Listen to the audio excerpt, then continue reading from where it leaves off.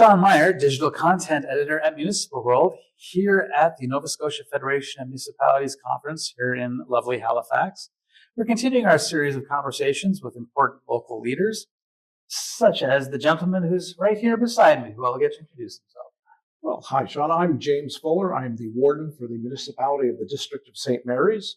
And for those who don't know where St. Mary's is, if you know where Antigonish is and you know where the ocean is, it's just about everything in between. That's amazing. We're going to have a further conversation about that a little bit later, because that's a lot of land for you to cover. It is a lot of land. I'm also guessing it's a long way for you to come to this conference. So clearly you find value in coming here. What is it about the conference that makes you want to come? Aside from the seminars and the guest speakers, one of the most important things is being able to communicate with your fellow councilors, your fellow mayors, wardens, to find out what they're doing, what works, what doesn't work, what maybe you're doing that will work for them or won't work. And in order to build a better cohesive strategy for all the municipalities within the province. You have those conversations, and you're right.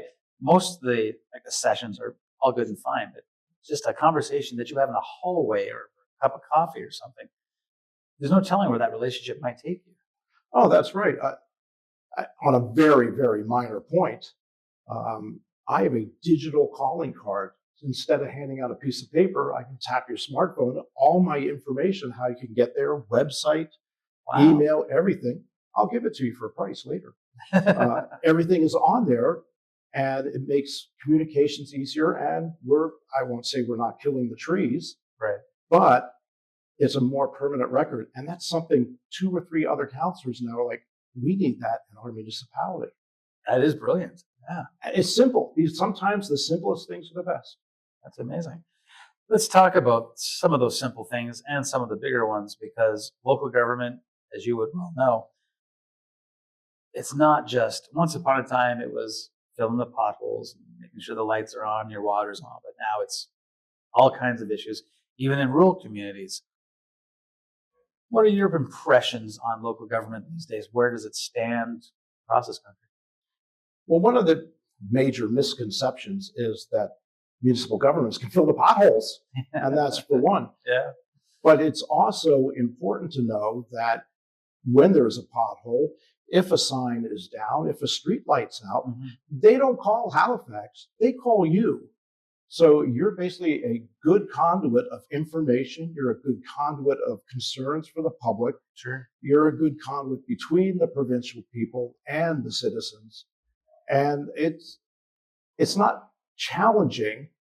It's actually quite a pleasure, and you get to know the people you live with. Oh, yeah. But you do get to see them at the grocery store too. All the time. And when that happens, whether they email you or find you buying milk or wherever they find you having a pint somewhere, which I'm sure people will directly come up to you. How do you deal with that? Do you mind that direct communication, or? No, it's really not that much of a burden.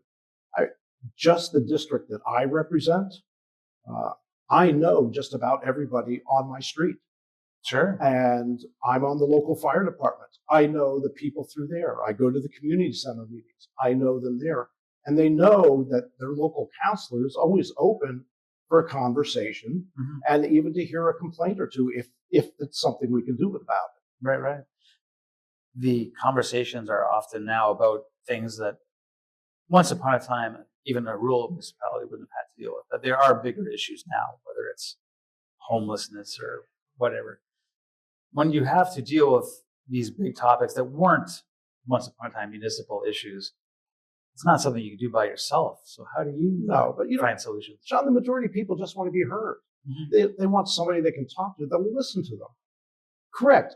I personally, or anybody in my council, can do nothing about offshore wind development. Sure. It's out of our purview. But I want to hear what they have to say. And if I can pass that information on, it's just as important to them as it is to me. Absolutely. You'll one day find yourself sitting at somebody with FCM, for example, and pass that along. Who knows where that goes? So. Completely off rural. Sure. I sat next to somebody at FCM who was a counselor in a county where My wife's nephew applied for a job, and I mentioned it. They said, I know him. He's great. Municipal councilors know their citizens. Yeah, And it's an advantage that, say, a member of parliament they'll know a few, but they won't know it. It actually comes in very handy. It's enlightening. Absolutely. We talked earlier about your municipality is a large space. It is. And before we were recording, I joked about when you're knocking on doors, you're traveling all over the place. Yes, I am. But you would also have... I don't get mileage. Yeah, exactly. You would have conversations, whether they're urban conversations, rural conversations. Your municipality takes in everything. And lots of others would be in that same boat. So how do you navigate those conversations? Because they can be very different. They can be. You have to be the jack of all trade and the master of none. Right. But the things that we can do something about, we will try to do. Right now, one of our issues is solid waste, construction debris. Where do you take it? How do you get rid of it? We had major damage to our landfill area, so we had to stop taking it for a while. And then there was some regulations that we couldn't dig a new pit. Now, what do we do with it? Well, you can't not deal with it. And right now, our council, we're dealing with it. But it's the day-to-day, it's the bread and butter tabletop issues that concern our people. And local councilors, no matter whether you're in a city or a town or rural, we're the ones who will try to take care of it for you. Absolutely. The conversation, how do you craft it differently? Is it the same when you're going to rural versus an urban? When it's a small village of, you were saying, a handful of people or a larger community, do you have to tailor it, or do you just attack every conversation the same way? If your trash isn't getting picked up and you live in downtown Dartmouth and your trash is not getting picked up and you're out in the middle of dirt road, your trash is not getting picked up, it's hard to tailor it. You hear the concern, you deal with the concern that you can. What keeps you doing this and having those conversations? You're covering this big area, you're representing so many people, but you're clearly still invested in doing it. It's not for the money. Well, I knew that part. Actually, when I first started, when they told me I got paid, I do? I thought it was volunteer. And that is the truth. Yeah. My background is a long, long time in public service. And it started at a young age. I was in Scouts. And, at those days, you would see Scouts on the side of the road picking up trash. You would see them volunteering at events. You would see them going to the nursing homes. Yeah. It was instilled to me that your community, those are the people you serve, no matter who they are. And I retired for the second or third time. My wife says I do it very poorly. Clearly. And our municipal council slot was open. What better way to serve? That's amazing. What's the thing you enjoy most about it? It's not the money. Just to be clear, it's not the money. Yeah. The thing I think I enjoy most is when a project's completed.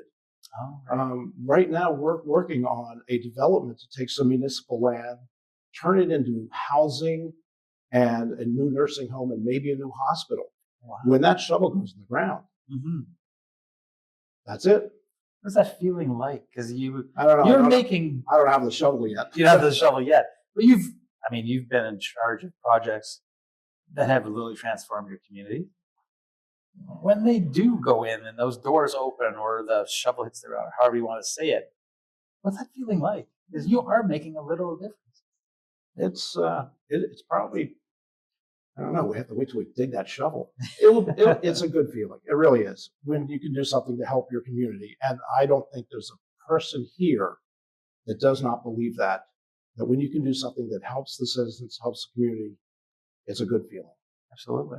It's a perfect way to It's wrap not for the money. It's not for the money. There's our fading shot for the episode. It's not about the money. I know how much they make in the big cities. I appreciate your time, James. Thanks so much. Well, thank you very much.